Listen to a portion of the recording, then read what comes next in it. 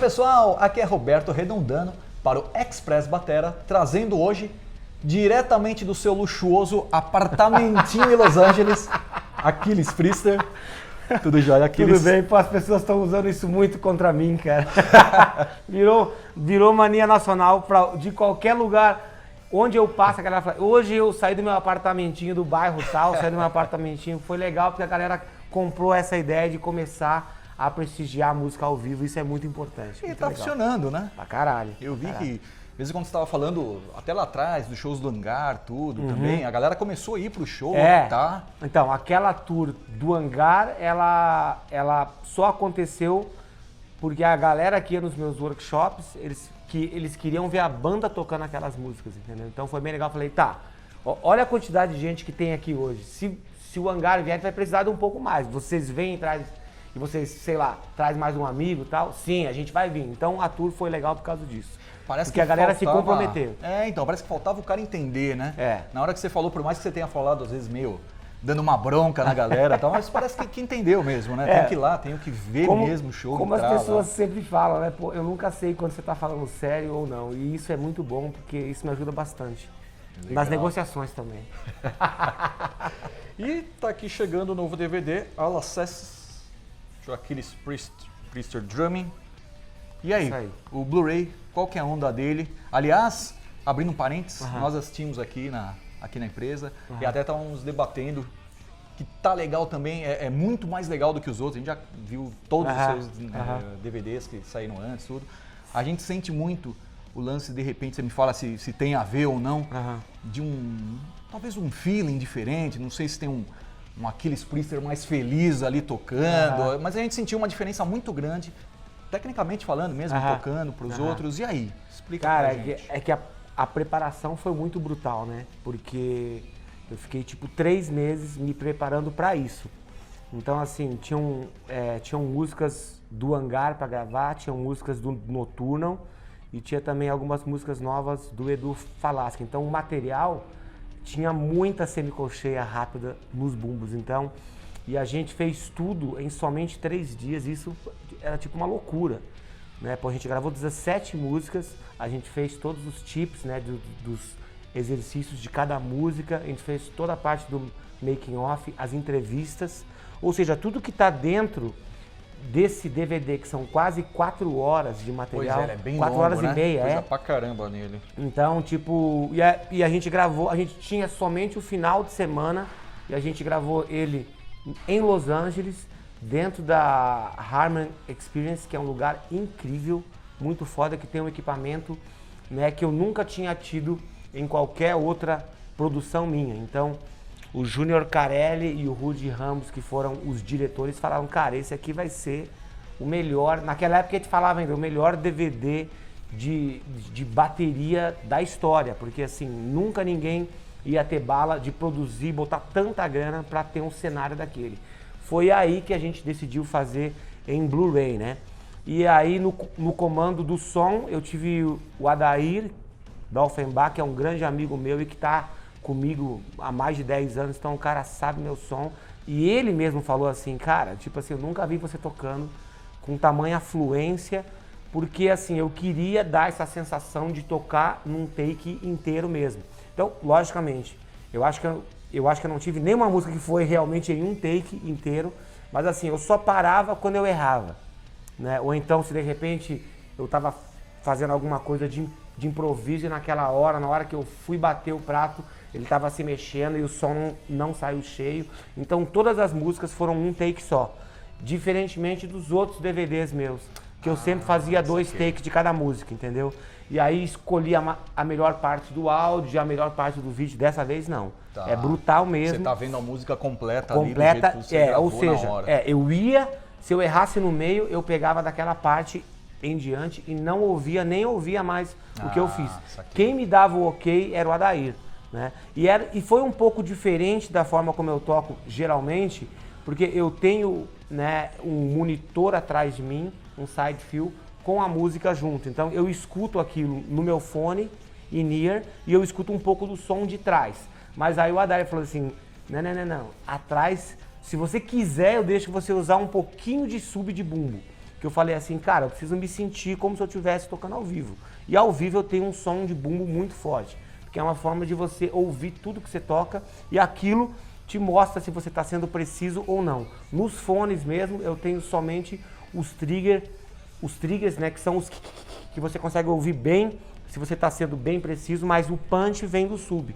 Então a gente botou um sub, todo equipamento foi exatamente o mesmo, então isso facilitou bastante. Que legal. Não, e é bem perceptível pra gente assistindo ali essa questão de como fluiu, né, a coisa tocando. Cara, e tem músicas assim, ó, especialmente as músicas da Nocturnal, que eu condensei músicas dos 3 discos, né, no DVD 2, na parte 2 aqui do Blu-ray.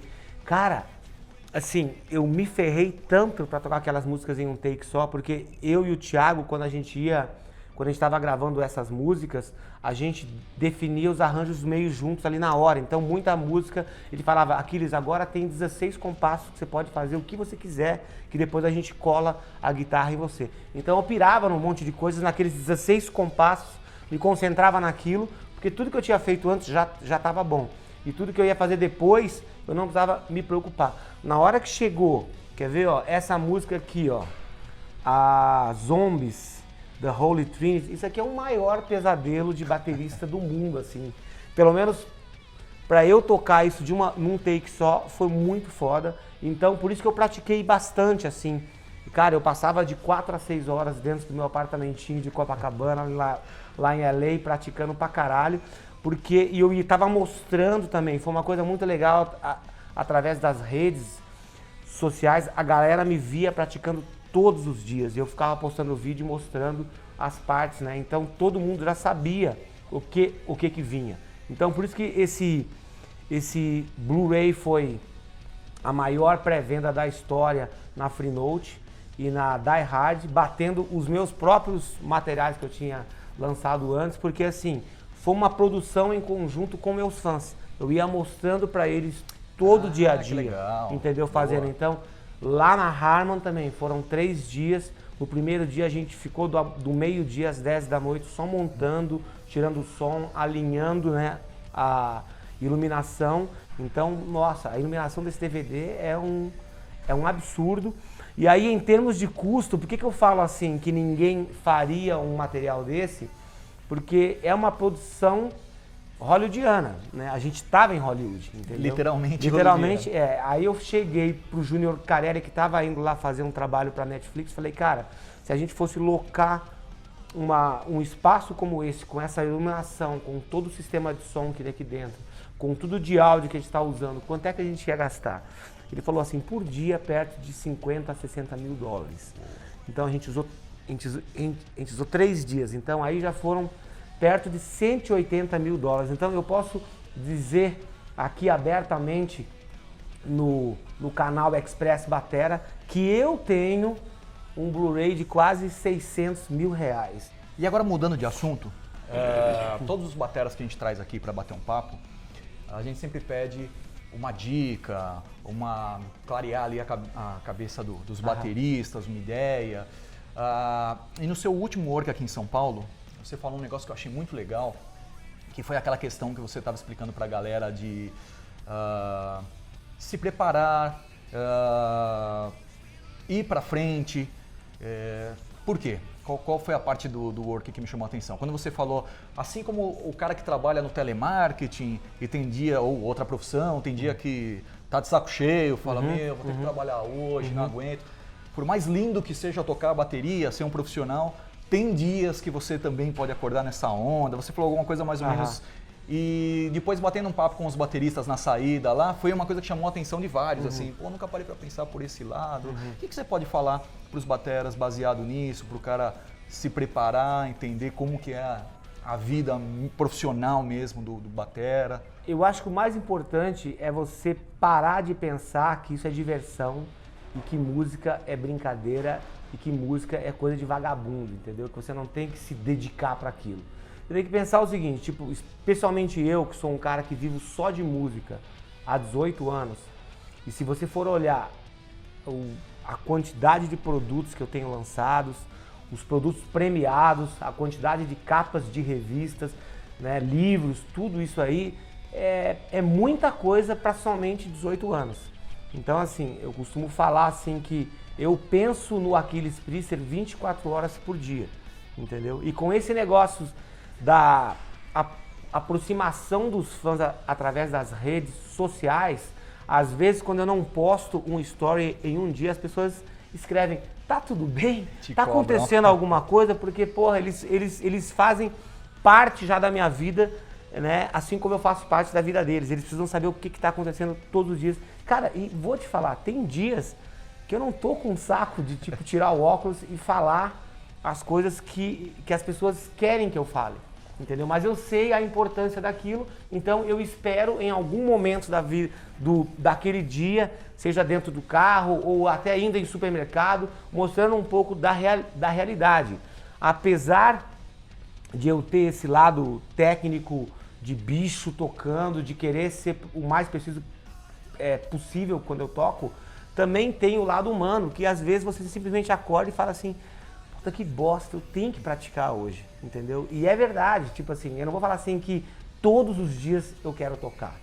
Pô, a maior parte sim, mas aí que eu toco naquele assunto que eu falei assim, o importante é nesse dia que você não quer tocar, é nesse dia que você tem que tirar o melhor proveito daquelas horas que você for praticar.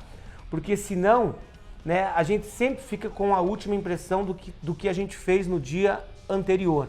Então muita gente em masterclass ou até em workshop vem e me fala assim, por que num dia eu consigo tocar semicolcheiros bumbos bem pelo tempo que eu quero em 170 e no outro dia eu não consigo nem em 140? Aí eu falo, é porque você não confia no que você fez no outro dia, entendeu? Porque isso é o mais importante, é você ter... É por isso que é mais importante naquele dia que você não quer tocar, você se forçar a tocar, você se forçar a falar com teus fãs, você se forçar a fazer aquilo que você sabe que você tem que fazer como artista. Por quê? Porque se naquele dia que você não está afim, o teu rendimento ainda for mediano, imagina o que vai acontecer naquele dia que você está cheio de tesão e cheio de vontade de tocar e praticar, né?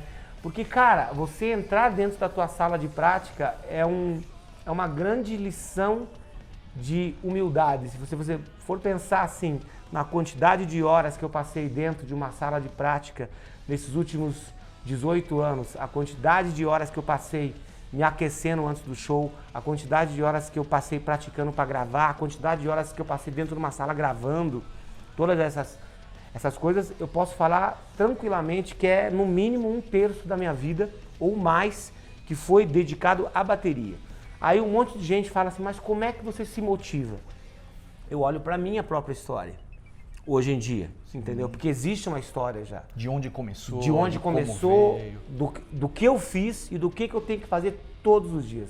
Então é simples, se eu não praticar, eu não vou estar confiante em chegar e fazer um workshop na frente de 100 pessoas e ter certeza que as pessoas vão ouvir a mesma pressão que eles escutam dentro de um Blu-ray ou dentro de um disco meu, que é a coisa mais importante e que é o maior desafio de um baterista de metal, não só de metal, mas mais de metal, né? É mostrar aquela pressão que você tem dentro de estúdio quando você grava um vídeo e principalmente dentro de estúdio quando você grava um CD que ninguém está vendo, a quantidade de vezes que você está refazendo aquilo. E ao vivo, você tem um take e você tem que convencer a pessoa daquilo. Então nessas horas você fala assim, cara, eu tenho que praticar, eu tenho que estudar e isso faz parte da minha vida.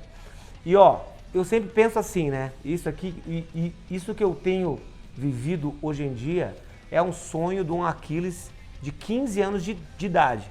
Quando eu vi o João Baroni tocando no Rock in Rio, a primeira vez eu falei, cara, é isso que eu quero fazer da minha vida. Um ano depois, eu ouvi a música Caught Somewhere in Time, do Iron Maiden, através do disco Somewhere in Time. Eu falei assim, eu quero ser um baterista de heavy metal, eu quero tocar heavy metal espalhando a minha arte pelo mundo inteiro. Então aquilo foi muito claro na minha cabeça. Eu não falei que eu queria ser um baterista de rock, de jazz ou de música brasileira. Não, eu quero ser um baterista de heavy metal e eu quero tocar heavy metal pelo mundo inteiro. Então, porra, se eu consigo fazer isso hoje em dia, eu sou um cara muito abençoado, né? Então, eu agradeço a Deus sempre toda essa força, essa força de vontade, essa persistência que ele me dá, porque se eu não tivesse isso, a gente não estaria batendo esse papo aqui hoje. Legal. Entendeu? Então, acho isso muito importante. Além da minha parte musical, além da minha parte técnica, é essa minha perseverança, essa minha vontade interna, que eu só posso imaginar que eu sou abençoado por estar tocando bateria e viajando, né? Muitas vezes o teu corpo não descansa e você mesmo assim você consegue uma performance boa, que o fã saia daquele evento feliz, né? E acreditando que é possível o cara fazer um take daqueles, né? Pô, recentemente a gente gravou o DVD com o Edu Falaschi, tocando o Temple of Shadows na íntegra, que é um dos discos mais importantes da história do metal mundial, e a gente não repetiu nenhuma música. Que legal. Entendeu? A gente fez um show de quase 3 horas com orquestra. Tudo que tá na gravação. Tudo que tá na gravação foi um take só. Tudo. Legal. Entendeu? Então, difícil isso é uma né? coisa que muitos fãs falaram assim, caralho, a banda não repetiu uma música. Que legal. Entendeu? Então, isso é uma coisa assim que eu como diretor da parte musical das bandas onde eu toco, eu chego e cobro o cara, ó, essa parte não tá boa ainda, vamos ensaiar mais. A banda não tá boa ainda, vamos ensaiar mais. Então essa parte assim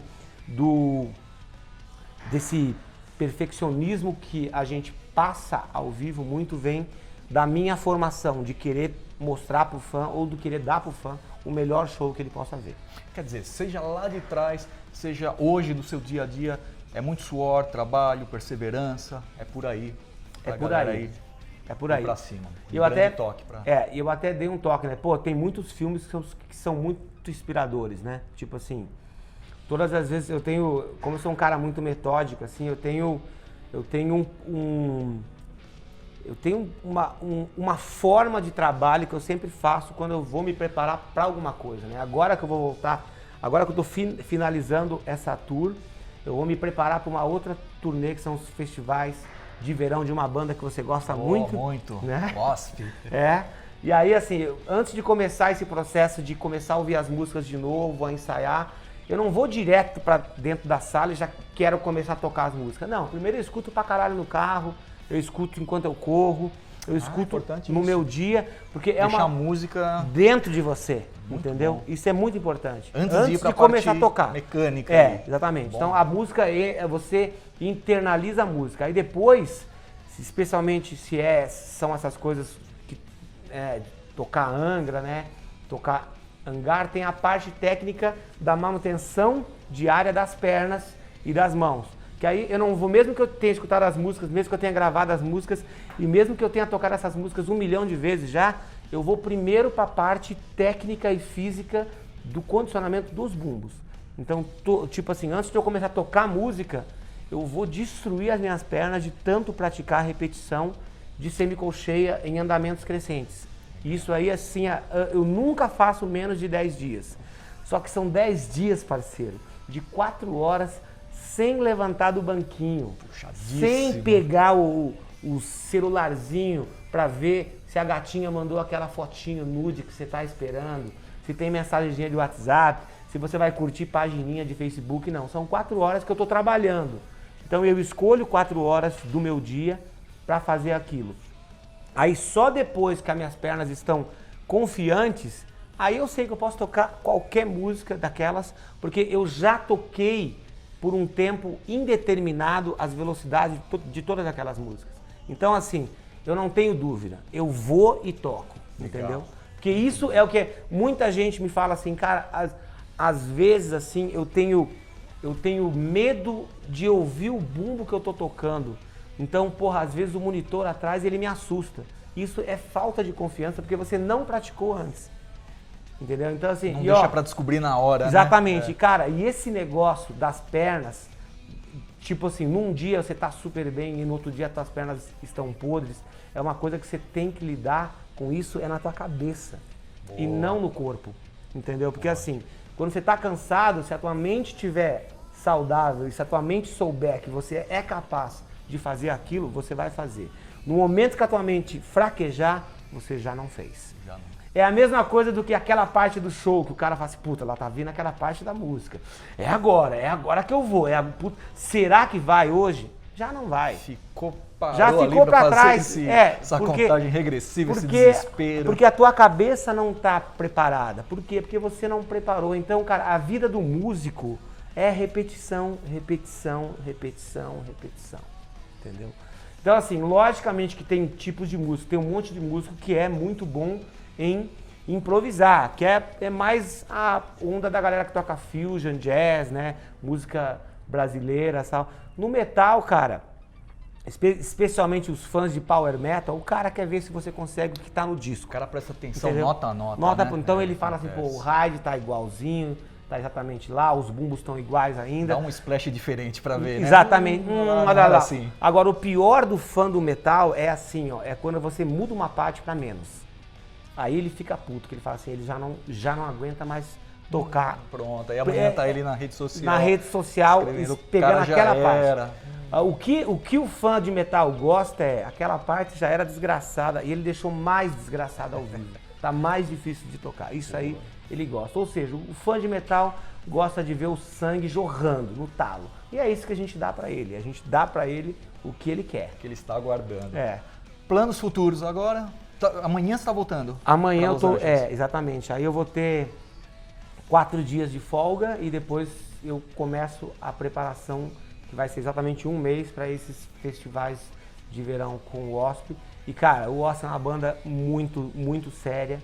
Assim, poucas vezes eu vi uma banda se preocupar tanto com a apresentação ao vivo. Então, assim, por isso que foi muito legal, tipo assim, a empatia nossa, porque os caras, assim, eles falam assim, porra, a gente nunca teve uma pessoa tão disposta a ensaiar tanto, né? E a gente gosta pra caralho de ensaiar. Então, o bom do Wasp, assim, é que desde do Boa Noite até, desde a saudação da entrada do show até o Boa Noite, é tudo milimetricamente calculado. Então é muito bom, porque você sabe todas as falas que vão acontecer em todos os shows. Isso é muito bom. Profissionalismo. É extremo. Aliás, você até me contou outro dia o detalhe de que o ensaio é todo mundo junto, iluminação, né? Todo mundo, é pra ter certeza que... Tem um espaço, tem um estúdio lá em Los Angeles chamado Third Encore, que todas as bandas que estão se preparando para sair em turnê, eles pegam lá 10 dias, 7 dias e colocam todo mundo lá dentro. Ou seja, eles estão com o PA, tá com o side, tem iluminação, é o que vai ser no show. Que legal. Tem bandas que são tão grandes que eles montam até o PA que eles vão usar nos shows. Tem outras que vão, sei lá, para Europa e tal. Então eles vão lá, usam o equipamento que tem lá e eles vão ter cada dia um equipamento. Mas eles ensaiam com mais ou menos o rider que vai ser. Então é muito legal que, tipo, nessa última vez que eu fui ensaiar lá com o Wasp, aquela banda Tool do Danny Carey tava lá. E aí, como a gente se conhece lá da Paiste, ele me chamou, pô, entra aí pra ver, né? Cara, é uma estrutura de um show do Tool, você desacredita, até o praticável da bateria. Aí você vê também, né, uma banda grande dessa, a quantidade de equipamento reserva que eles levam, tinha toneladas de peles da Evos, um monte de caixa, um monte de caixa de baqueta, encordoamento de guitarra, sabe? Então, aí você vê que ali o music business é muito sério. É diferente da forma como a gente tem que se contorcer aqui no Brasil para conseguir fazer uma coisa dar certo, né? E lá não. As bandas que estão ali são as bandas que estão saindo em turnê. Então tem que ter uma bala na agulha, tem que ter um orçamento grande para poder fazer isso. Eu não sei se vocês se lembram daquele acústico do Kiss. Eles ensaiaram lá dentro. Se vocês procurarem isso na net, vocês vão ver que os ensaios foram dentro do Third Encore. Exatamente. Então ali que as bandas todas... É gigante. E lá tem 4 galpões, né? Então cada um desses galpões tem tipo 3 ou 4 estúdios. Então tem estúdios que são realmente gigantes. Legal. Bom, aguardamos você trocar ideia com o Black Lawless para vir aqui pro Brasil. Pra vir aqui pro Brasil, pô, isso... então, eles estão pensando, né, tipo, em fazer uma celebração grande, e a gente sabe muito bem que o Wasp tem muitos fãs aqui no Brasil. Porra, ia ser uma experiência incrível tocar com eles aqui. Eu sei que o fã brasileiro é muito apaixonado, né, por metal. E galera, todo mundo, né, todas as bandas de metal do mundo, eles sabem que os maiores públicos deles estão aqui no Brasil. Né? Isso é Aquiles, foda. muito obrigado pela entrevista. Obrigado vocês, galera. Boa Muito viagem obrigado. de volta. Obrigadão. Parabéns pelo sucesso todo. Obrigado. Eu pela quero parceria. agradecer a Musical Express, que é a importadora, né, da Gibraltar, da Evans e da Promark, que são os produtos que eu uso, por todo o apoio, né? E por toda a ajuda sempre na estrada, quando falta alguma coisa, quando estoura alguma coisa de quantidade de equipamento, a galera corre aqui e me dá todo o apoio. E é isso que é legal, né? Você ter o apoio da marca quando você realmente precisa. Obrigado. Obrigadão. Valeu, Aquiles. Falou, valeu. Continuem de olho aí no nosso canal, pelo Instagram, Facebook e YouTube. É o Express Batera. Breve novidades. Valeu.